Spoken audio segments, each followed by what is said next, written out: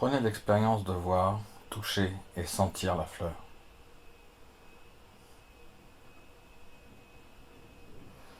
Prenons voir pour commencer. Sommes-nous sûrs qu'il y a une fleur en dehors de l'expérience de voir?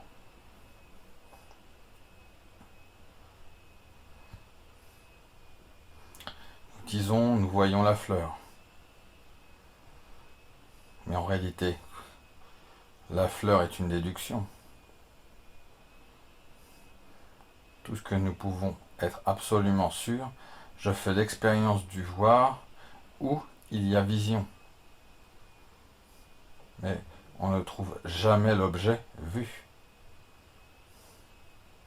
En d'autres mots, ce n'est pas voir la fleur, c'est simplement voir.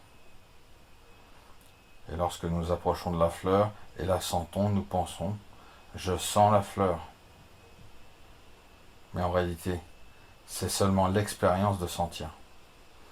Ce n'est pas sentir quelque chose. Nous ne trouvons jamais la fleur. C'est pareil avec goûter et toucher. Donc alors nous disons, nous voyons, entendons, touchons, goûtons et sentons le monde. Et notre seule connaissance du monde, ce sont les 5 sens de la perception.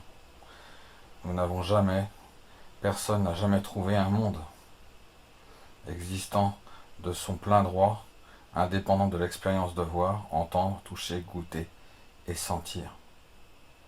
Donc, nous ne pouvons même pas dire il y a le voir, l'entendre, le goûter, le toucher, le sentir du monde. Légitimement, nous pouvons seulement dire il y a voir, entendre, toucher, goûter, sentir. Mais pas de quoi. C'est notre mental, non la conscience, mais notre mental.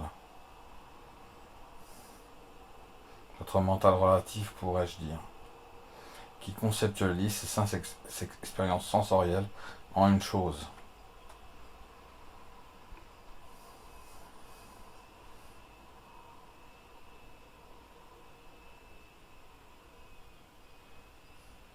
Cependant, l'intuition, il y a une chose là-bas appelée une fleur.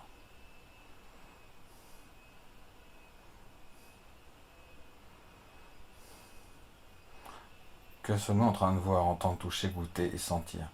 N'est-ce pas complètement l'ignorance?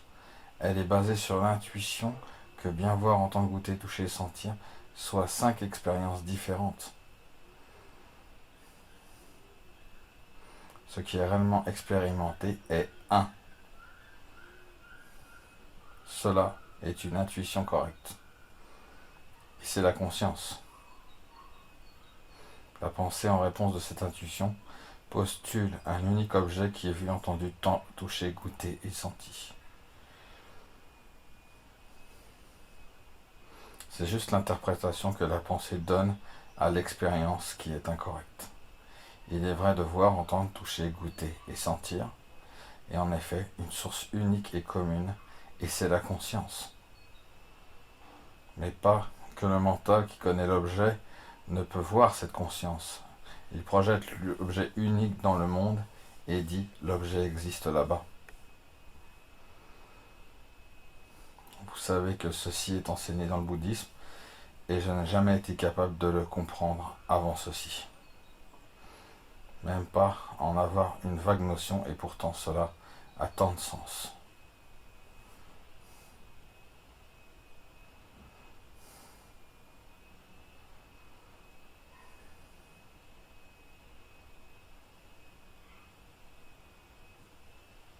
Cette intuition que chacun de nous, de ce qu'il y a un objet unique,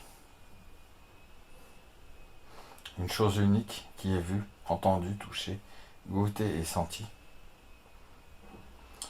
que nous partageons dans cette intuition. Et les matérialistes utilisent cela comme une apparence, une apparente preuve, en faveur d'un monde extérieur.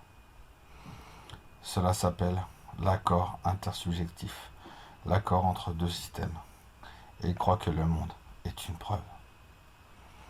Le fait que nous fassions tous l'expérience du même monde est une preuve. L'existence d'un monde en dehors de la conscience.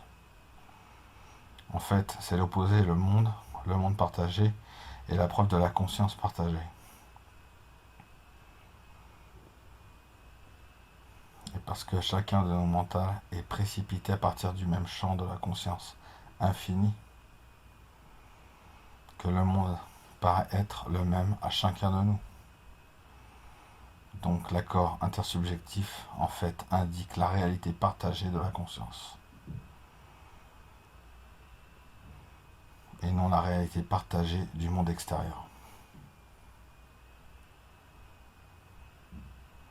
Pour finir, la citation de Shakespeare, quand il dit « La beauté se vante, mais ce n'est pas elle ». Il veut dire que voir le monde comme étant des choses là-bas en dehors, et de toute façon, voir une certaine beauté superficielle, ce n'est pas réel.